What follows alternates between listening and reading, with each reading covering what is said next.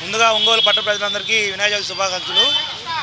ఇక్కడ బాలాపూర్లో ఎట్లయితే ఉంటుందో అట్లానే మన ఒంగోలు కుటుంబంలో కూడా వినాయకుడు అలానే ఉంటాడు. ఈ వినాయకుడు ప్రత్యేకత ఏంటంటే కళ్ళు మూస్తూ ఉంటాడు, పైన కాలభైరవుడు కన్ను మూస్తూ తెరుస్తూ ఉంటాడు, మూడో కన్ను. ఈ వినాయకుడు అన్నదానం కార్యక్రమం జరుగును. ఆ అన్నదానం కార్యక్రమం కమిటీ సభ్యులతో మాట్లాడుకొని రోజున అనౌన్స్ చేస్తాము. నిమజ్జనం డేట్ కూడా ఇంకా ఫిక్స్ కాలేదు, అందరం మాట్లాడుకొని చెప్తాము.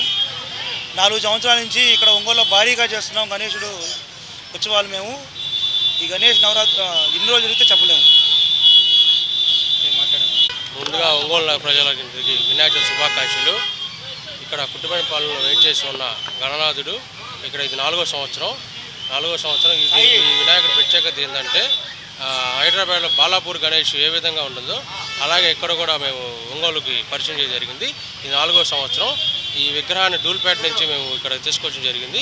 అలాగే మేము ప్రతి సంవత్సరం వినాయకుడు ఊరేగింపు బాగా ఘనంగా చేస్తాం. అలాగే అన్నదాన కార్యక్రమం జరుగుతుంది. అలాగే ఇప్పుడు అన్నదాన కార్యక్రమము ఇంకా డేట్ ఫిక్స్ కాలేదు. అలాగే నిమజ్జనం కూడా వాళ్ళు అనుకొని ఆ డేట్ అనౌన్స్ చేస్తాం. ఇది 4వ సంవత్సరం మేము ఘనంగా చేస్తుంటాం.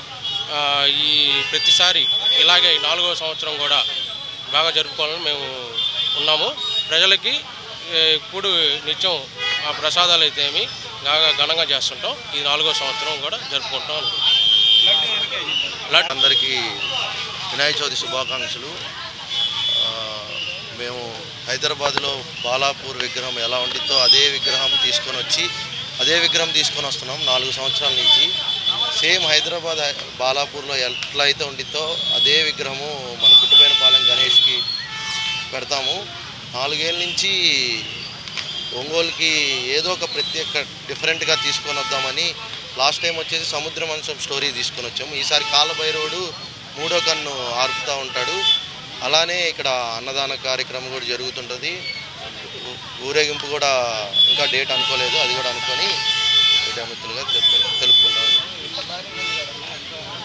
ఈ విగ్రహం ఖరీదు కూడా చాలా ఎక్కువ ఉండిద్ది, 4 లక్షల రూపాయలు.